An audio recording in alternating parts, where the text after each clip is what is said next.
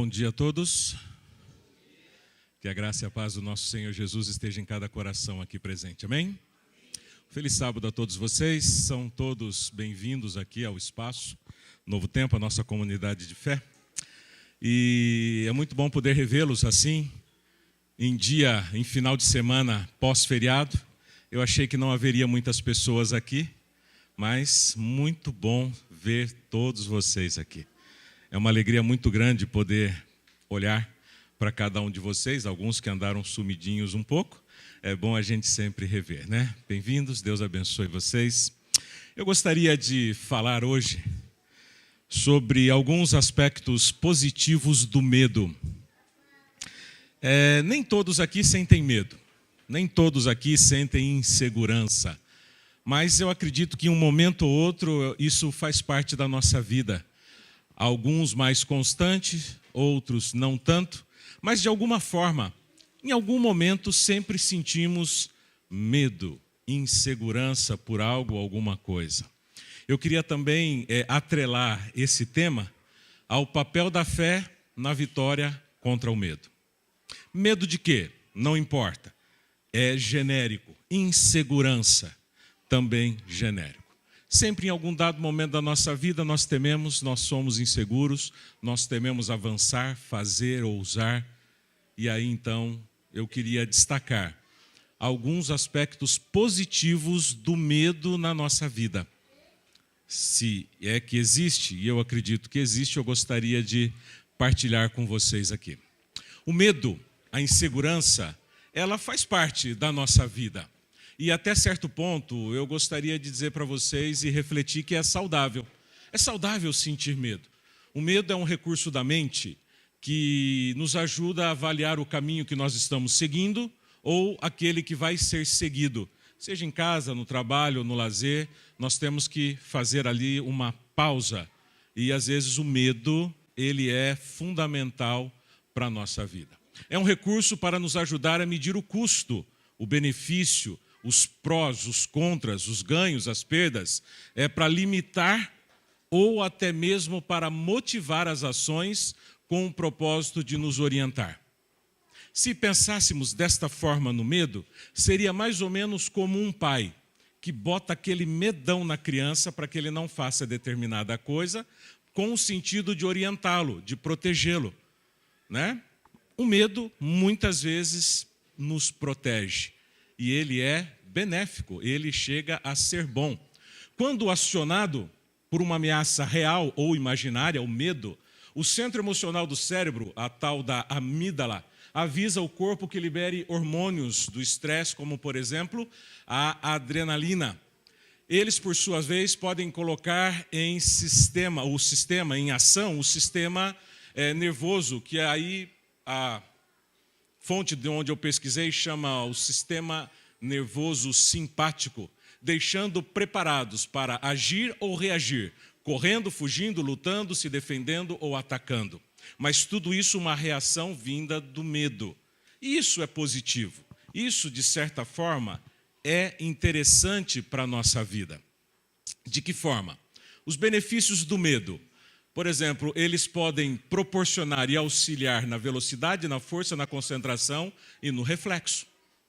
Alguns exemplos que eu vou dar aqui para vocês sobre os benefícios do medo, muitas vezes da insegurança, da incerteza na nossa vida.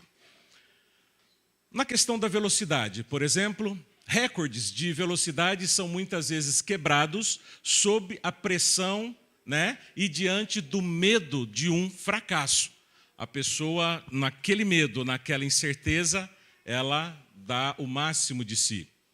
Também contribui para a força. Uma descarga grande de adrenalina, eles tiram a dor e aumenta a força. Por exemplo, em um acidente, a dor geralmente vem depois. Você sabe que está machucado, mas não sente naquele momento. E até pessoas que fazem grandes coisas, muito machucados, sem dor e com uma força extrema, né? Porque estão ali muito abastecidos de adrenalina, causada por uma dor, por um medo anterior. O medo também ele ajuda na concentração. Mil e uma coisa passa pela mente no momento do medo. Pequenos medos, dizem aí alguns especialistas, ajudam a formular ideias e pensamentos, moldando a mente para medos maiores e também para soluções. Esse é um princípio muitas vezes empregado por forças armadas, que trabalha na mente do soldado situações pequenas de pânico e de medo para ajudá-los a reagir em situações grandiosas, pensar rápido, decidir rápido e lidar com aquela situação em si.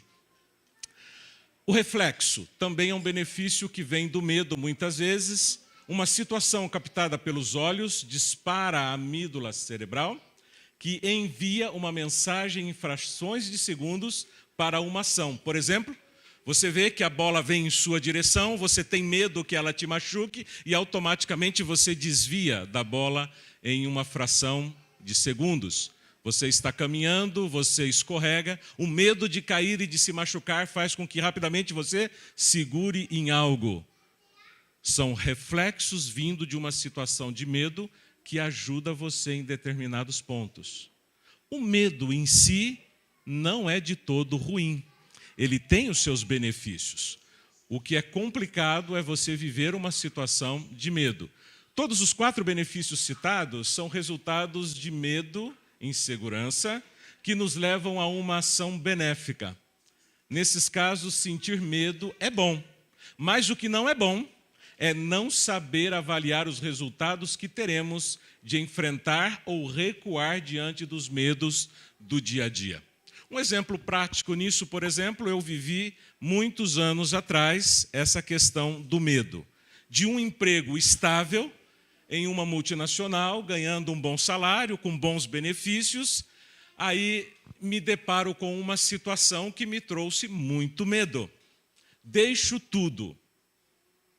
O salário, os benefícios, os convênios, os auxílios, e vou para uma faculdade fazer um curso de teologia com uma esposa e um filho pequeno para cuidar? Medo. Naquele momento, o medo foi latente e patente na minha vida. Estabilidade, bom salário, um bom emprego, promoção à vista. Largo tudo para ir para algo incerto. Aí, o medo, ele faz com que você avalie os prós e os contras. E, de repente, o medo ele pode te ajudar a tomar uma decisão. Ok, eu vou. Mas os resultados, eles podem ser bons ou ruins. Vou, dá certo, é legal, parabéns. Vou, dá tudo errado, e agora? O que eu faço? Sem emprego, sem renda, sem isso, sem aquilo. E os resultados levam você a uma ação de novo. O que eu faço agora? Me jogo no chão, me desisto de tudo, ou levanto, sacode a poeira e vou adiante. É um princípio que pode ser aplicado no estabelecimento de uma família, é um princípio que pode ser estabelecido, aplicado numa empresa que você está abrindo, num negócio que você está fazendo. Em qualquer parte da vida, nós vamos nos deparar com o medo. Mas como lidamos com o medo? O medo em si, eu digo, não é ruim. Nós precisamos aprender a trabalhar com o medo. Aprender a crescer a fé diante das situações do medo, para juntos nós podermos o quê? Desfrutar de uma vida melhor naquilo que nós estamos vivendo. Eu quero usar com você um exemplo bíblico lá do livro de Juízes, capítulo 6. Como alguém que estava envolvido em medo pôde, na verdade, desenvolver a sua fé para ter ali uma vitória contra o medo. Esse é o tema, né? O papel da fé na vitória contra o medo e a insegurança. No livro de Juízes, capítulo 6, nós encontramos ali um contexto de um povo, o povo de Israel, que há 43 anos sofria nas mãos de um povo estrangeiro. Nos últimos 7 anos do episódio que nós vamos ver, A opressão do povo de Israel era aplicada pelos midianitas. Mas antes disso, os amalequitas e também povos do Oriente, que a Bíblia não diz quais são, eles impunham um grande sofrimento no povo de Israel. Eles plantavam, os inimigos vinham e roubavam tudo. Eles criavam gados escondidos, vinham os povos do Oriente montados em grandes camelos e roubavam todo o gado e levavam embora.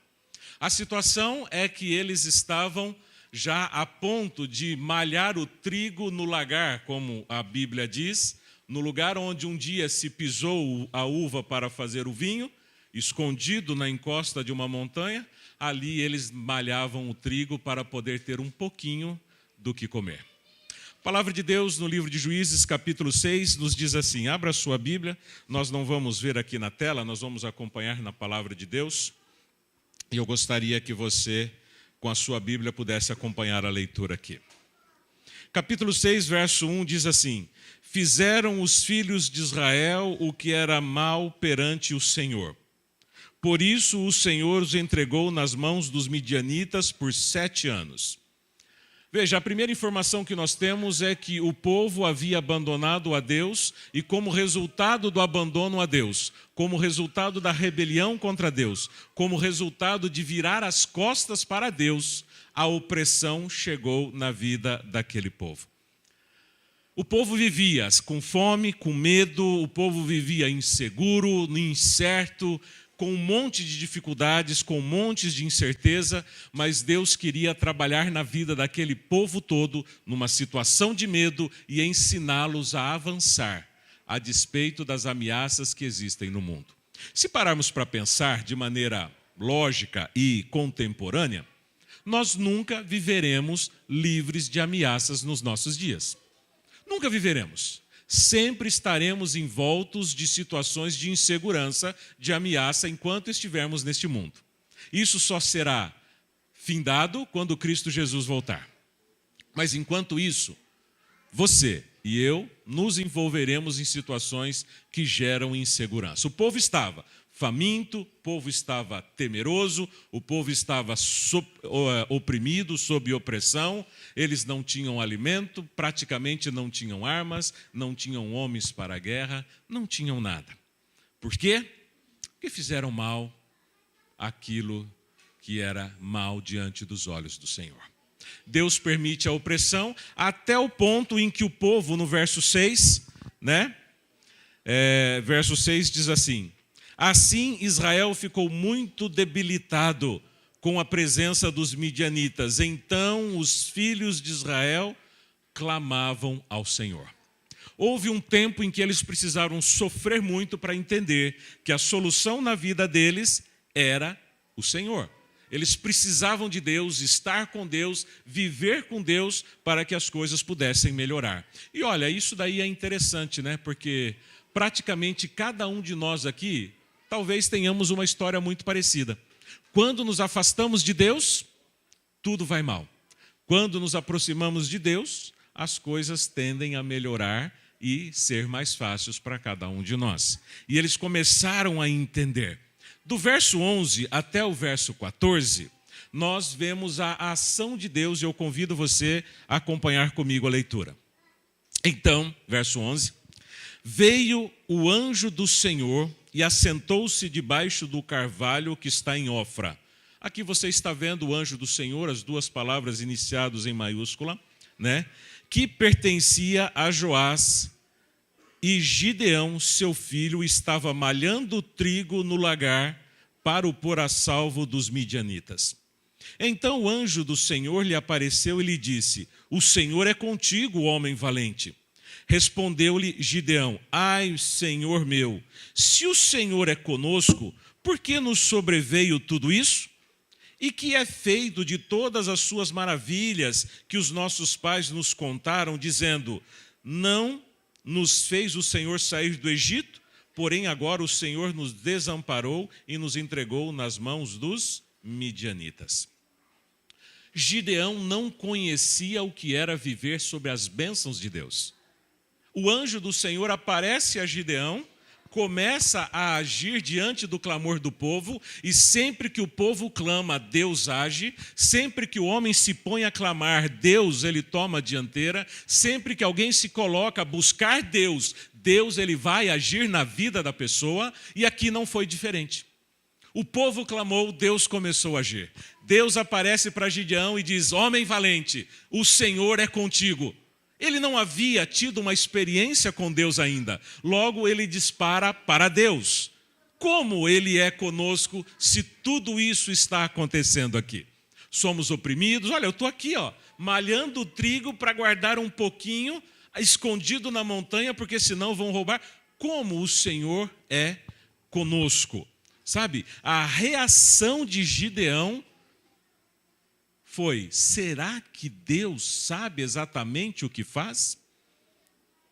Será que Deus sabe exatamente o que Ele está falando? Você já se deparou com um momento assim, em que as coisas apontam para um rumo, e você para se perguntar se Deus sabe o que realmente está fazendo com a sua vida? Gideão fez exatamente isso. Deus diz: o Senhor é contigo. Quê? Como? Será que Deus sabe? Olha a situação ao redor, olha a minha vida, olha a opressão, olha a situação. Será que Deus realmente sabe o que Ele está falando? E então, veja aqui no verso 16, Deus, Ele faz uma promessa para Gideão. Tornou-lhe o Senhor: já que eu estou contigo, ferirás os midianitas como se fossem um só homem. Deus, ele fez uma promessa. A parte humana de Gideão, e eu acredito que isso daqui é muito comum, e é criticado, mas não é errado. Gideão pede uma prova para Deus. Você reparou que nós temos dificuldades de pedir provas para Deus como se isso fosse errado? Eu não sei se eu já conheci muita gente que trata as provas que podem pedir para Deus como se fosse algo errado. Pessoas temem pedir uma prova para Deus, como se isso fosse uma demonstração de falta de fé. O que Gideão estava fazendo aqui? Pedindo uma prova para Deus. Deus disse para ele: amigo, eu sou contigo. Eu vou ajudar você. Veja aqui no verso 15, ele dizendo assim: ai, Senhor meu, com que livrarei a Israel? Eis que a minha família é a mais pobre em Manassés, e eu, o menor na casa de meu pai. Será que Deus realmente sabe o que está fazendo? E ele então pede uma prova. E Deus, com certeza, ele concedeu a prova. Os versos que nós vemos a seguir, nós observamos do 18 até o 20, que Gideão ele sai para preparar uma refeição para o anjo, né? Aquele que estava ali, e quando ele traz a refeição pronta, o anjo do Senhor diz assim: olha, pega esta carne aqui que você preparou, que você assou, coloque ela aqui no altar, no braseiro, e coloque o caldo por cima. Ou seja, deixa muito bem molhado. Coloque tudo muito bem molhado. Molhando a carne, molhando a lenha, molhando as pedras, molhando tudo. E então o anjo do Senhor coloca fogo naquilo. Do nada, aquela oferta se consome. Aquela alimentação se consome. Teoricamente, algo surpreendente como isso deveria bastar para tranquilizar o coração de um homem. Não seria suficiente? Você vê algo totalmente encharcado, totalmente molhado, sendo consumido pelo fogo, do nada, pela ponta do dedo de um anjo. Aquilo seria um sinal tremendo do poder de Deus. Mas às vezes não é assim. Às vezes não é assim. Gideão viu, pediu a prova, Deus deu a prova, mas ainda não foi suficiente. E aqui muita gente critica o coitado do Gideão. Como pode esse homem não ter fé diante de tudo aquilo que ele viu? Então Deus faz uma segunda promessa para Gideão, lá no verso 23. O verso 23 da nossa Bíblia nos apresenta a segunda promessa que Deus faz para Gideão. Porém, o Senhor lhe disse: paz seja contigo, não temas, não morrerás. É a segunda promessa. De onde vem essa promessa? Do fato do anjo ter o quê? Revelado a sua divindade para Gideão, consumido a oferta. Gideão exclama: meu Deus, vou morrer porque eu vi o Senhor. Deus então fala: não, fica tranquilo, não morrerás. Aqui nesse ponto, muita gente pensa que o anjo falou para Gideão que ele não morreria por ter visto a Deus. Não. O anjo, Deus diz: você não morrerás, atrelado à libertação do povo de Israel dos amalequitas. Gideão, a despeito de ver Deus consumindo a oferta, ele estava com medo da guerra. Porque Deus disse: você libertará o povo de Israel. Você é um homem valente e um homem que, pela guerra, sozinho livrará todo o povo de Israel das mãos dos midianitas. Ele temia a guerra, ele temia morrer. Afinal de contas, numa guerra, muitas pessoas morrem. Numa guerra, muitas pessoas são afetadas. Numa guerra, muitas pessoas são feridas e machucadas. Ele estava ali com medo de morrer e Deus faz a segunda promessa: você não morrerá. Pronto. Até aqui também bastaria para qualquer ser humano comum ter tranquilidade no coração. Mas não bastou para Gideão. Gideão continuava com medo. Você percebe que eu não sei se você tem medo na sua vida ou se você vive situações de medo por alguma coisa que acontece ao seu redor. Alguém tem medo aqui de alguma coisa? Só a irmã ali, né? Mais uma mão, 2, 3, 5, 15, 28, 32, 172 mãos se levantaram. Tem medo, tem insegurança. Aí eu pergunto: por que você tem? Se na Bíblia existe 3.573 promessas dizendo que o Senhor é contigo. Pensa comigo. Deus, em 3.573 promessas, diz: eu sou contigo. E uma delas é maravilhosa, no livro de Isaías 41, diz: não temas, porque eu sou contigo. Não te assombres, porque eu sou teu Deus. Eu te ajudo, eu te fortaleço e eu te sustento com a minha mão fiel. Mas mesmo assim a gente teme. Mesmo assim somos inseguros. Mesmo assim tememos avançar, porque o medo faz parte da vida humana. Gideão estava com medo. E é natural sentir medo. É bom muitas vezes sentir medo. Mas Deus quer trabalhar o medo na sua e na minha vida. Assim como quis trabalhar o medo na vida do povo de Israel. Deus diz: sou contigo. E ele fala: será? Será que é isso mesmo? Prova. Deus prova. Toca fogo naquela oferta. E aí não basta para Gideão. Gideão ainda pede um sinal. Ah, é? Já que o Senhor é comigo, eu quero ver mesmo.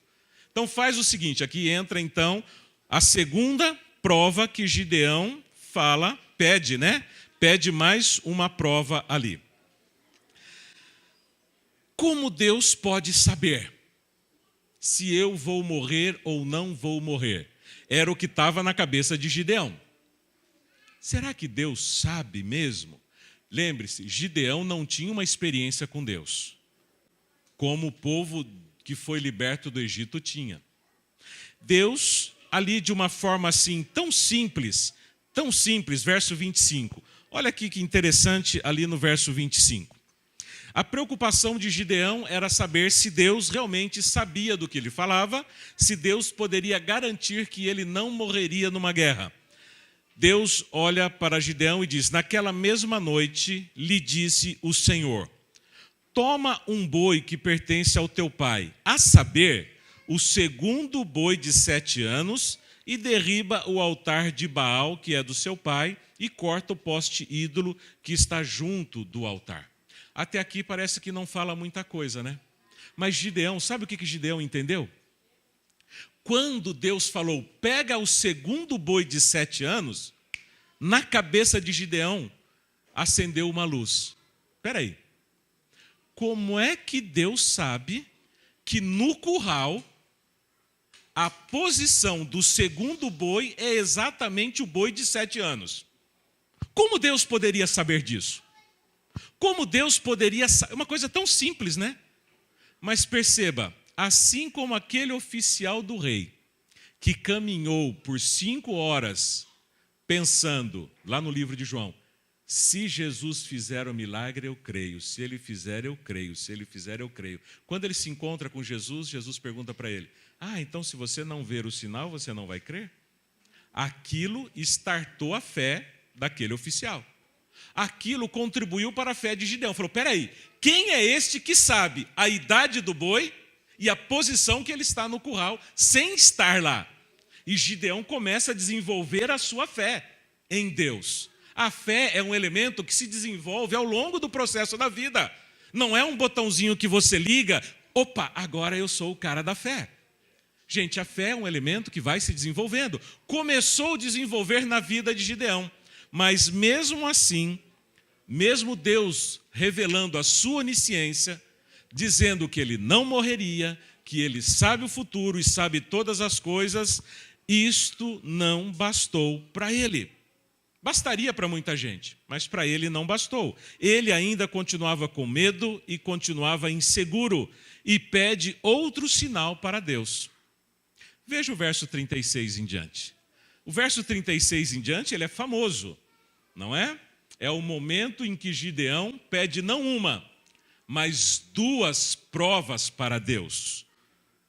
Senhor, se o Senhor é mesmo comigo, se o Senhor realmente vai me livrar da morte na guerra, se o Senhor vai fazer tudo aquilo que está falando, se o Senhor realmente é Deus, se o Senhor realmente é poderoso, se,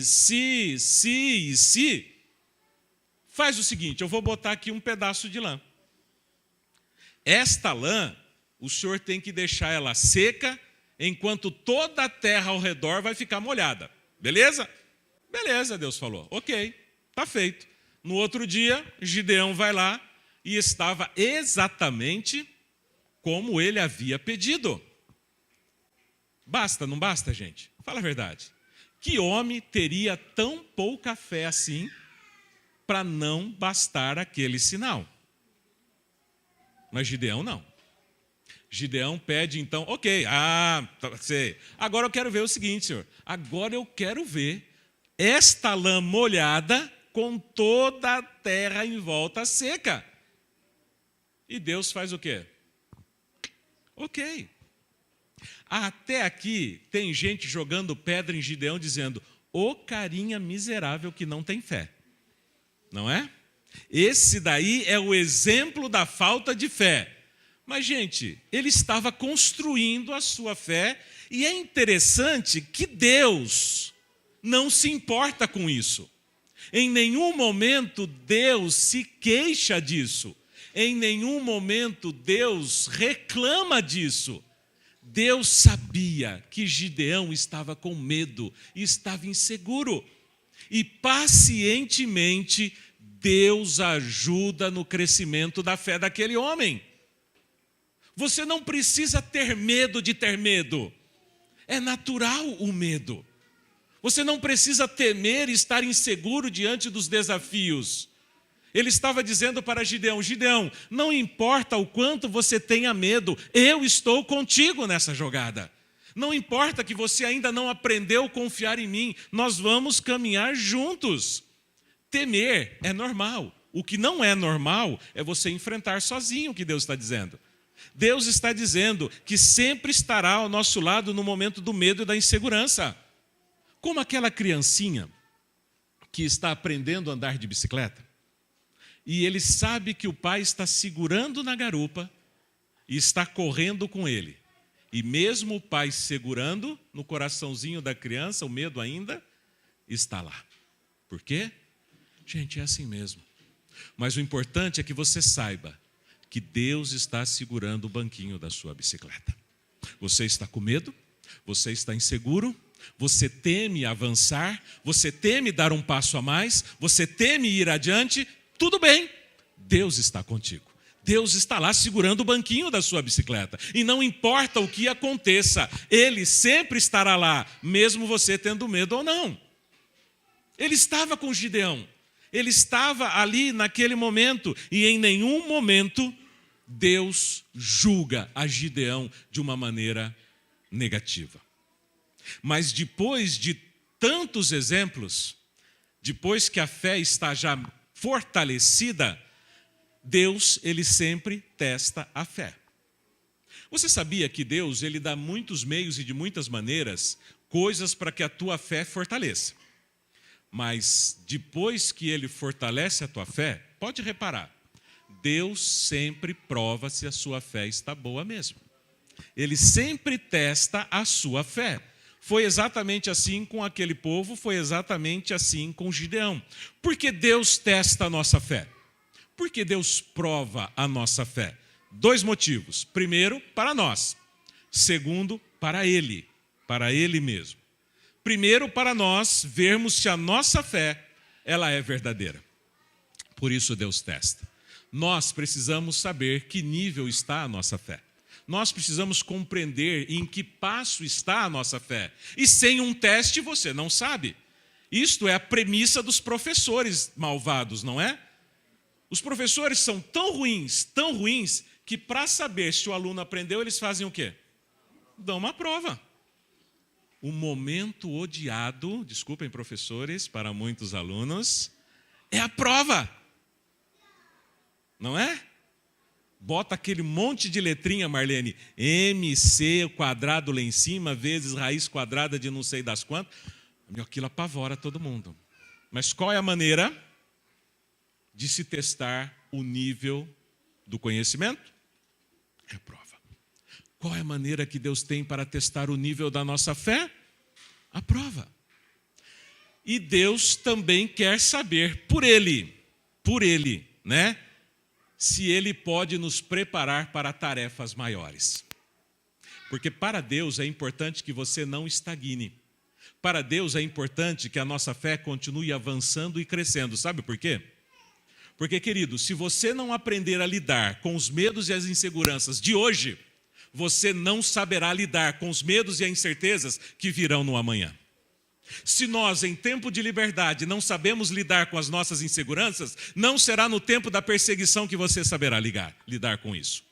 Se hoje nós não conseguimos elevar a nossa fé para viver uma vida com Cristo aqui, num país que tem liberdade, acesso à Bíblia, momentos de oração, semanas de oração, palavra de Deus aberta, igreja aberta, louvor acontecendo, não vai ser no momento em que as nossas igrejas serão fechadas. Não será.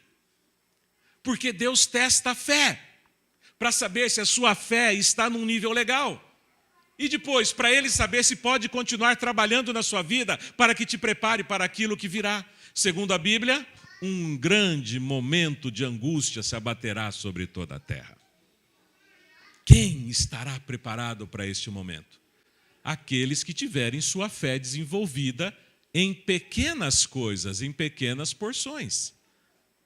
Os medos são superados gradativamente, mas eu só posso superar um medo maior se um medo menor for vencido. Deus, então, prova, testa a fé de Gideão. Já vamos para o capítulo 7, aproximando do final, e então nós temos ali Deus testando a fé de Gideão. Gideão convoca o povo para a guerra. Ali no vale de Jezreel, 135 mil soldados midianitas. 135 mil soldados com lança, com escudo e com espadas na cintura. Gideão convoca o povo. Chama daqui, chama dali, busca acolá, e ele consegue juntar 32 mil homens para a batalha. 32 mil homens contra 135 mil. Era muita gente. Era gente demais. Deus se achega até Gideão, olha para ele e diz: Gideão, é muita gente. Você não tem vergonha, Gideão? 32 mil homens contra 135 mil? Gideão, o que você está fazendo? É muita gente. Deus estava dizendo: Gideão, covardia. Onde já se viu 32 mil contra 135 mil? Não tem noção, né, Gideão? Você não tem muita noção. E aí então Deus faz o primeiro teste de fé, a primeira prova, capítulo 7, verso 2 e verso 3. Disse o Senhor a Gideão: Gideão, é demais o povo que está contigo, para eu os entregar os midianitas nas suas mãos. Você tem 32 mil homens, Gideão, é muita gente, contra só 135 mil dos midianitas. Você reparou que a lógica de Deus sempre é, muitas vezes, inversa à nossa lógica? Quando você olha o tamanho do muro que está à sua frente, você imagina: uau, é intransponível. Deus olha e fala: nossa, é perfeitamente transponível. Você olha diante de ti e vê aquele mar gigantesco que está vedando a sua vida para a felicidade. Deus olha e fala: meu, o que essa aguinha está fazendo aí que está te atrapalhando?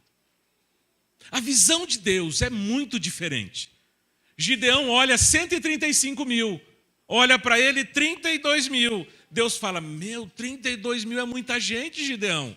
Você está louco? Vamos fazer o seguinte, vamos resolver essa questão aí. E aqui na sequência nós então entendemos, né? Verso 3.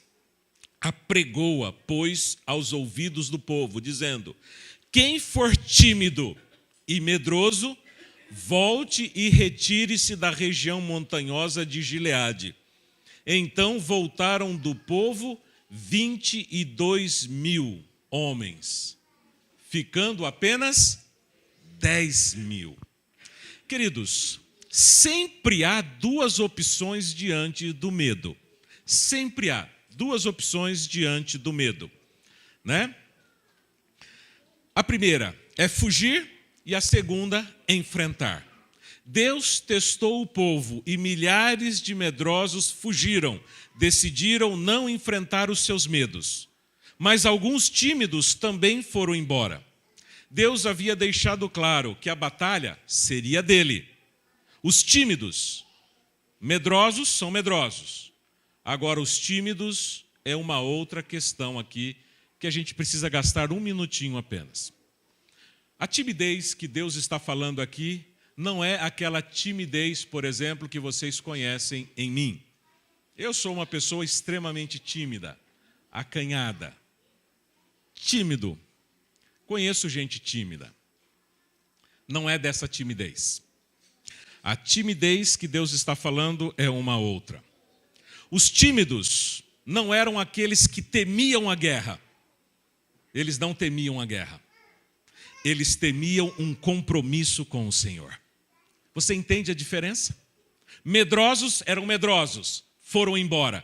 Agora, os tímidos não eram aqueles que tinham vergonha de lutar, vergonha de falar, vergonha de aparecer em alguma situação.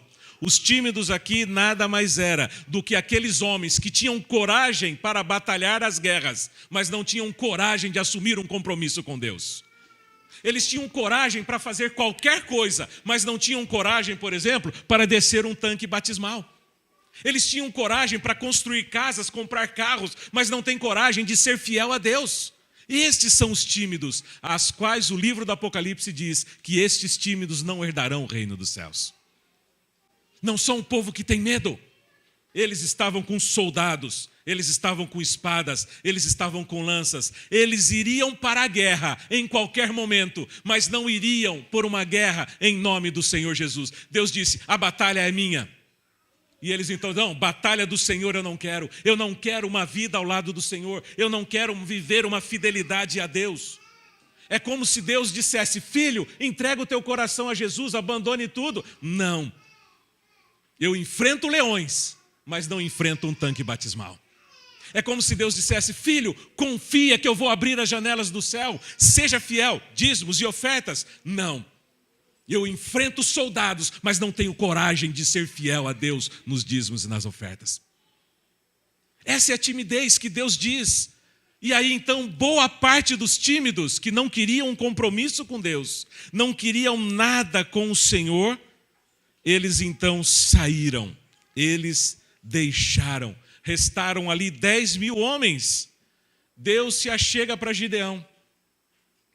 Olha para Gideão. Ô Gideão, que isso? Você está louco, cara? 135.000 do lado de lá e você ainda está com 10.000? Covardia. É muita gente. 10.000 contra 130. A lógica de Deus continua inversa à lógica do homem. E Gideão, nesse contexto todo, ainda com medo. Mas mesmo com medo, a sua fé estava crescendo. O segundo teste de fé, verso 4 da Bíblia.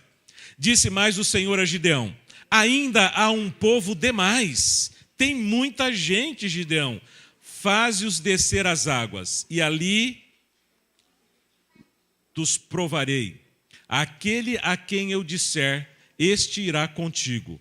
Esse contigo irá, porém todos aqueles que eu te disser, este não irá contigo, este não irá.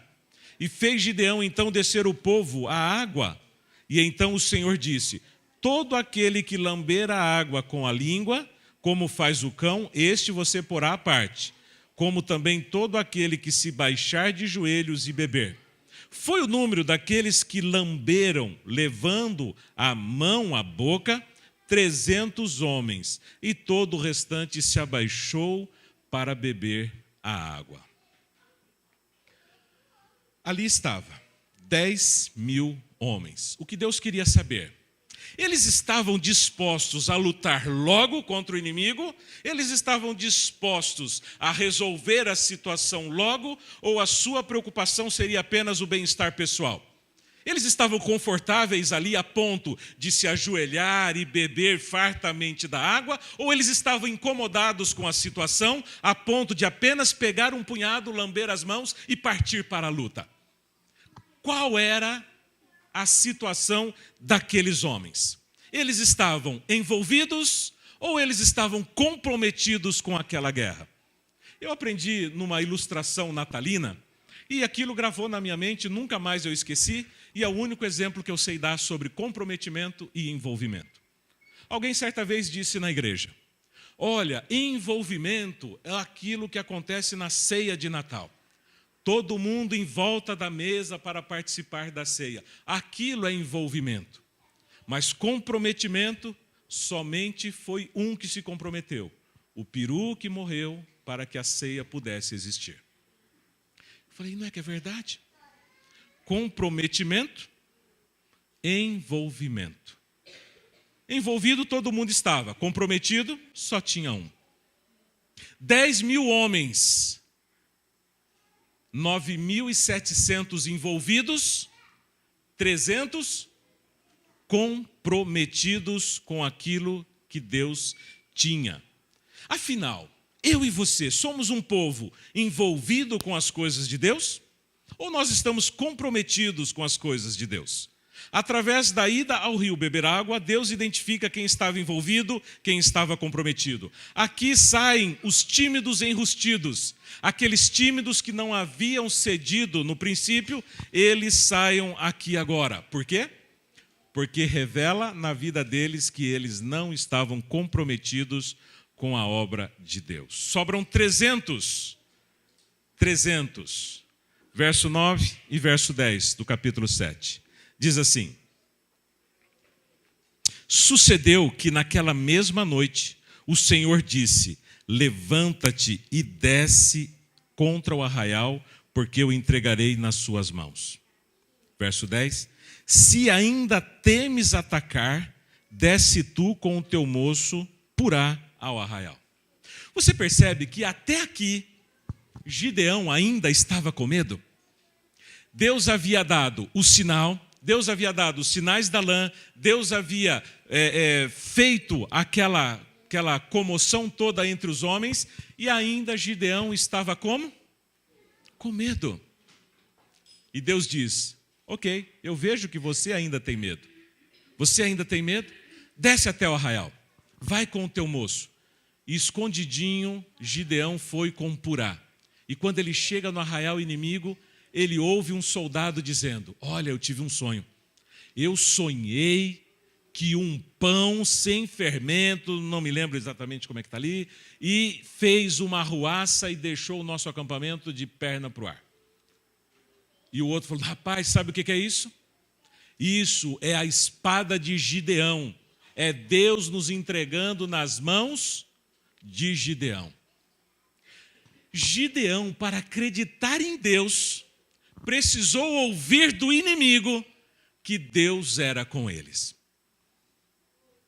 Precisou ouvir da boca do inimigo que o Senhor era com eles. E aí então, só neste momento, é só ali que Gideão se enche de coragem, volta para o acampamento, levanta os 300 e convoca os 300, me sigam, o que eu fizer vocês farão, eu serei agora o exemplo de vocês. O verso 17 diz que Gideão se tornou um exemplo de coragem diante de todo o povo. Depois de quanto tempo? Depois de muito tempo. Muito tempo temendo. Deus, então, com paciência. Deus, então, com carinho, cuidou daquele homem. Diante de 3 provas concretas da presença e do favor de Deus, Gideão ainda temia. Sabe, queridos, Deus, ele entende quando você teme. E Deus não deseja que você seja um super-herói da fé. Deus não deseja que você seja o Rambo da religião. Deus não deseja que você coloque sua testa na frente de uma bala. Deus não deseja que você coloque o teu peito na frente de um trem para mostrar a sua fé. Deus deseja que simplesmente, mesmo com medo, você siga a vontade e a orientação dele. O desejo de Deus para que você tenha a sua fé fortalecida, para que você consiga vencer os medos da tua vida, é que simplesmente você obedeça ao Senhor, que você faça aquilo que o Senhor orienta, aquilo que Deus pede para você fazer, e você vai descobrir que em algum momento da sua vida, você estará livre do medo e pronto para a vitória.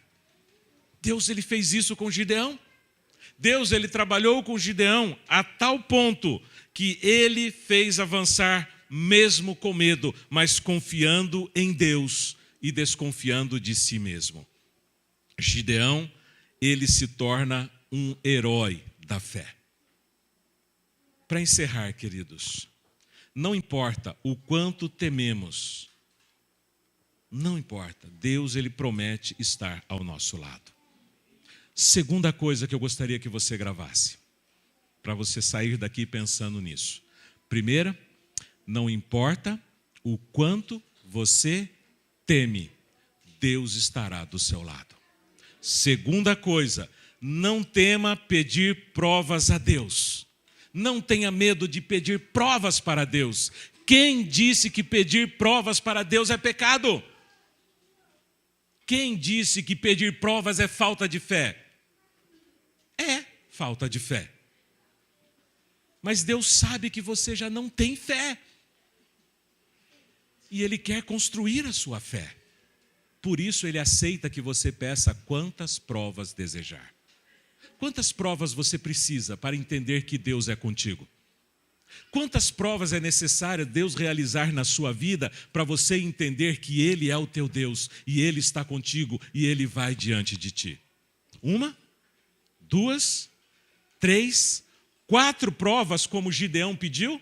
Então peça, porque Deus vai entender que você está construindo a sua fé ao lado dele.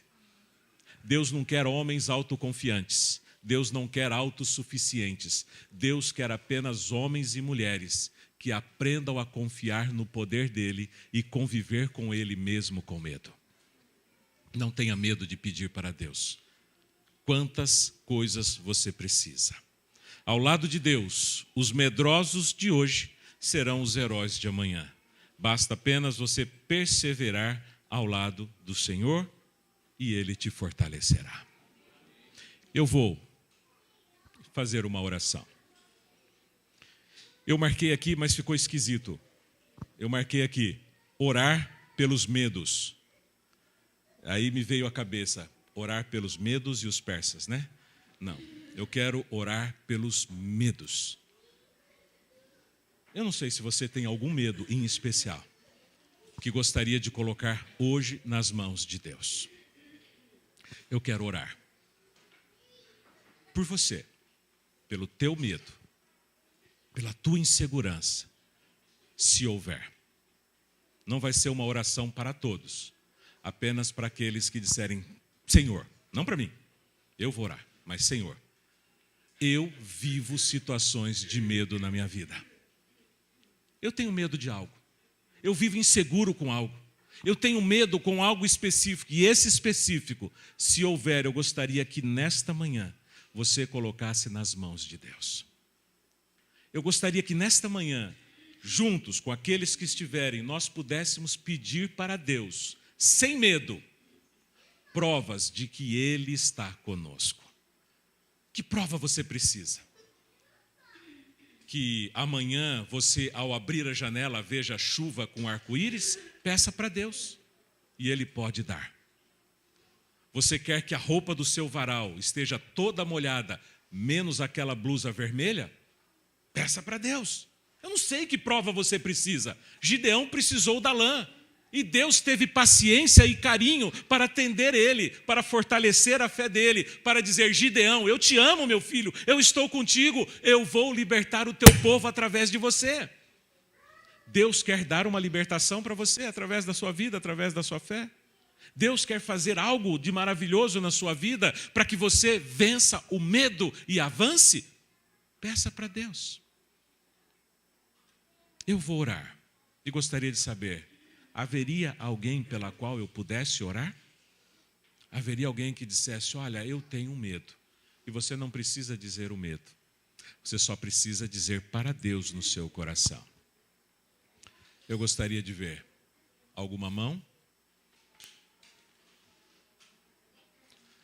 Vocês que levantaram as mãos, que assumiram publicamente ter um medo e querem pedir para Deus que Deus cuide desse medo, desta ansiedade, desta insegurança. Vamos orar? Coloque-se de pé. Vamos pedir para Deus, de uma maneira muito especial, ajudar você a confiar nele, a entender que Ele está ao teu lado. E Deus quer dizer para você, querido, não temas. Não temas, porque eu sou contigo. Feche seus olhos. Santo e amado Deus, Senhor eterno.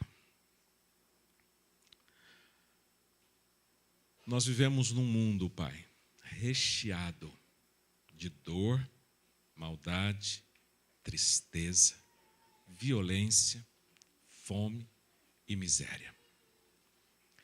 São situações, ó Pai, que muitas vezes fazem os teus filhos a sentirem medo. Medo pelos filhos, medo pelo emprego, medo pelo futuro, medo pelo casamento. São muitos medos no coração dos teus filhos, ó Pai. Nós não sabemos exatamente quais são, mas Tu sabes, ó Pai. Assim como o Senhor sabe quantos fios de cabelo cada um dos teus filhos tem, assim como o Senhor sabia o que havia no coração do oficial do rei